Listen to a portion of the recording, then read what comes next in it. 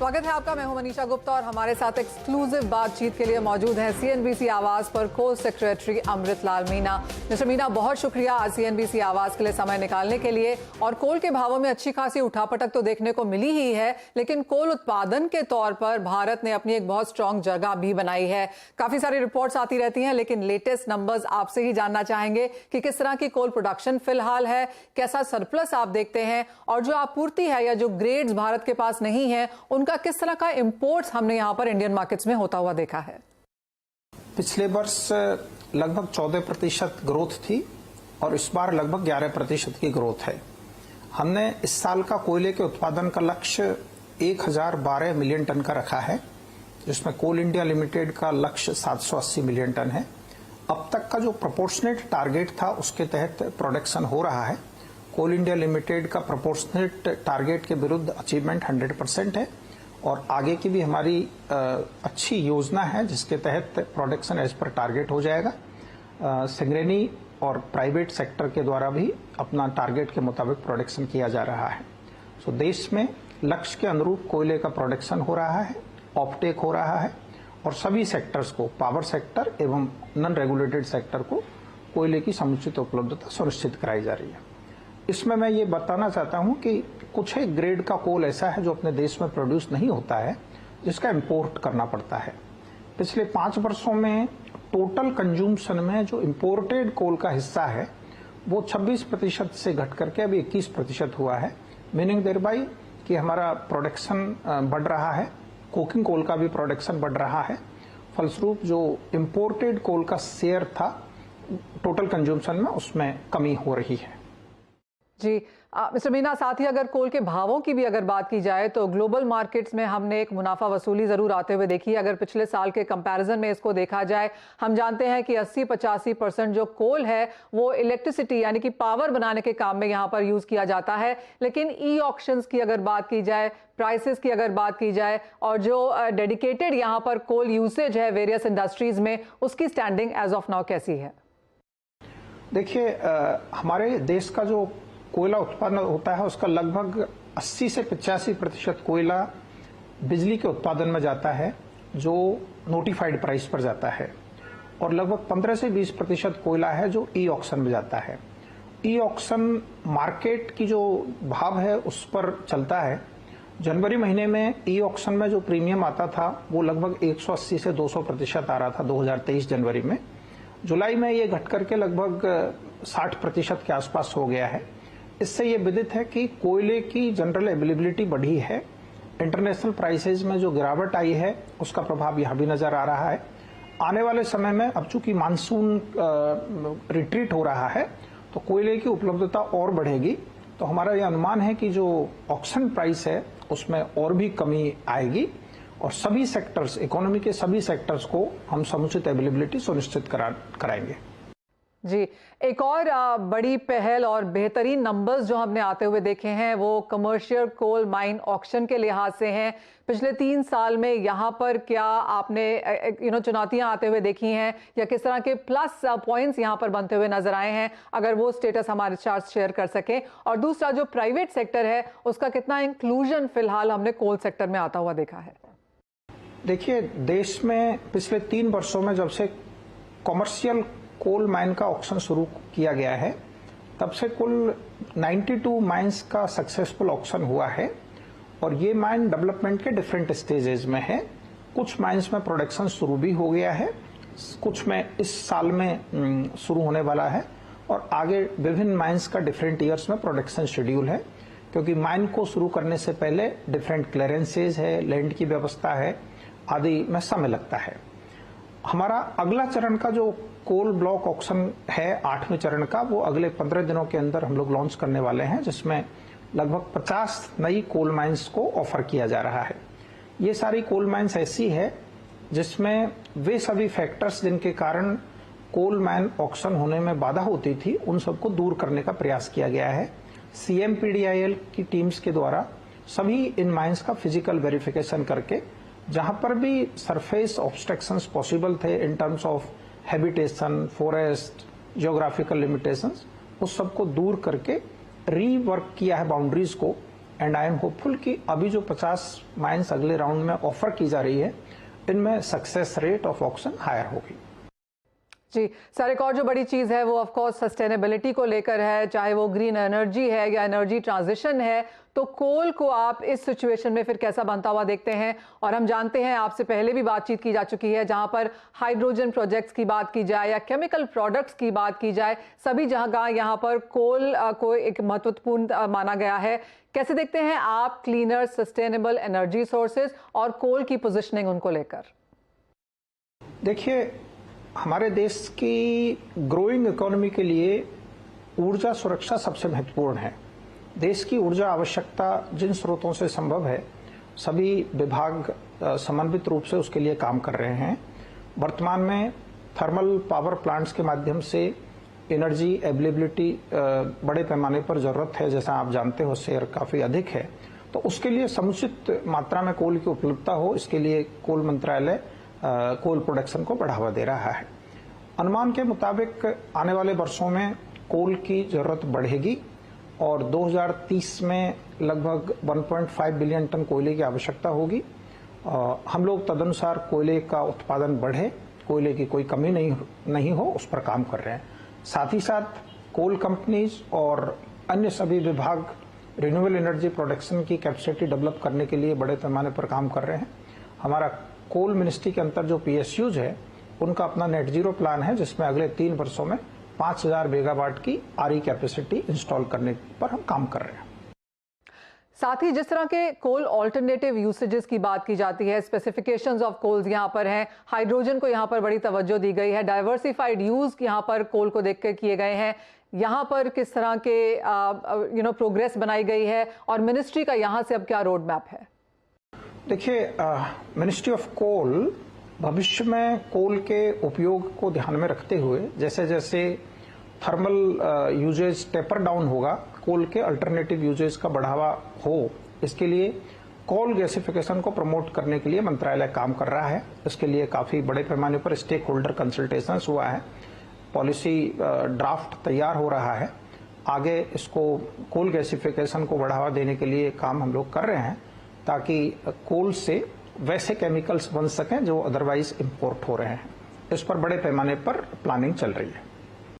Alright, तो clearly काफी कुछ यहाँ पर किया जा रहा है। और जहां तक कमर्शियल कोल ऑक्शन की बात है, प्राइवेट सेक्टर आने की बात है, काफी बड़े नंबर्स वहां से हमको मंत्री जी ने बताए हैं। मिस्टर मीना, बहुत शुक्रिया एज ऑलवेज हमारे साथ CNBC आवाज के साथ ही एक्सक्लूसिव बातचीत के लिए।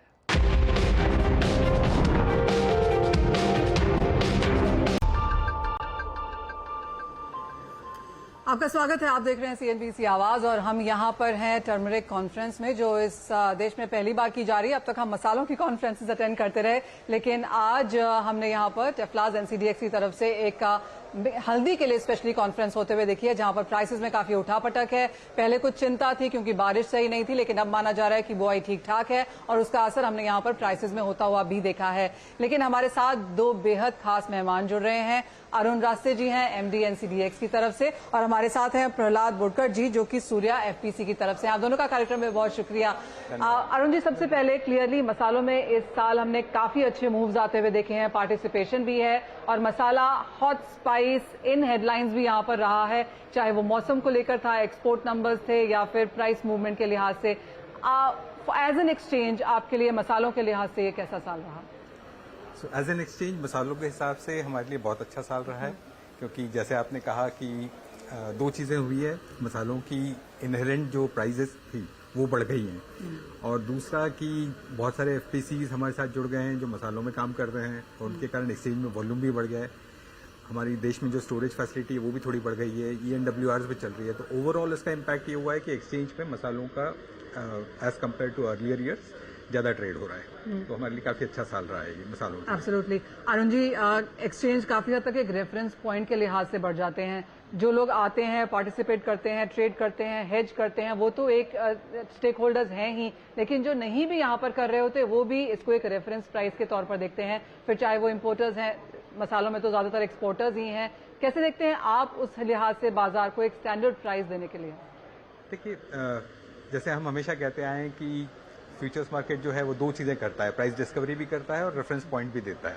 और दूसरा, अब ज्यादातर हम ये देखते आ रहे हैं कि इवन फार्मर्स हमारे रेफरेंस पॉइंट को देखते हैं कि उसकी बुआई का जो डिसीजन होता है वो भी हमारे फ्यूचर प्राइस को देख के डिसाइड करते हैं कि हमें बोना है या नहीं बोना है। तो उस हिसाब से I think we are very successful, और ये बाकी कमोडिटीज में आना बहुत जरूरी है। उससे ट्रांसपेरेंसी भी आएगी, लोगों में थोड़ी इनकम की गारंटी भी होगी, श्योरिटी भी होगी, और over a period of time government के लिए भी बहुत फायदा होगा कि कितना स्टॉक आ सकता है या कितनी बुआई हो सकती है, कितनी फसल हो सकती है, उसका भी अंदाजा गवर्नमेंट को इसमें लग जाएगा।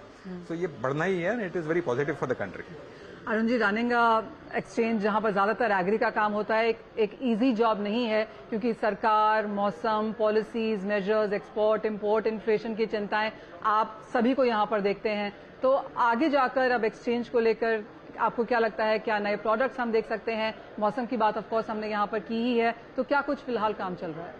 देखिए, इस वक्त हम 2 या 3 नई कमोडिटीज पे काम कर रहे हैं। जस्ट शुरुआत की है कि जैसे आपने मौसम की बात की है, तो मैंने अभी मौसम पे एक नए प्रोडक्ट की बात कर रहे हैं हम लोग। 1 से 1.5 साल लगेगा, पर हम लोग वेदर फ्यूचर्स लाने की बात कर रहे हैं। दैट इज समथिंग हम लोगों ने काम शुरू कर दिया उसके ऊपर। दूसरा ये है कि हमने हमारे रेगुलेटर से कार्बन क्रेडिट्स पे बात करने की, क्योंकि ग्लोबली कार्बन क्रेडिट्स एक बड़ा मार्केट होने वाला है, एंड भारत जो है हमारा, हम लोग सप्लायर्स होंगे, तो बेहतर है कि हम अपना खुद का मार्केट डेवलप करें, इंटरनेशनल रेफरेंस पॉइंट नहीं लें, यहीं पर अगर डेवलप कर सकें, that will be good thing for the country. तो इसलिए हम कार्बन फ्यूचर्स पे काम कर रहे हैं, सभी को हम अपना प्रपोजल भेज चुके हैं।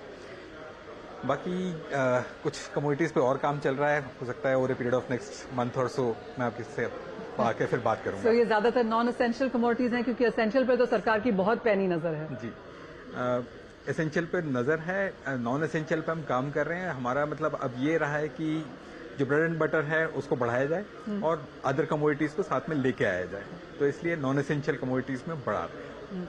आपने यहाँ पर ऑफकोर्स एफपीसीज और किसानों की आप बात करी है। प्रहलाद जी हमारे साथ यहाँ पर है। काफी सारी कमोडिटीज आप देखते हैं प्रहलाद जी, जैसे आप हमारे बता रहे थे कि चना भी देखते हैं, दालें देखते हैं, मसाले देखते हैं, एंड मेजरली आप हल्दी में भी यहाँ पर देखते हैं।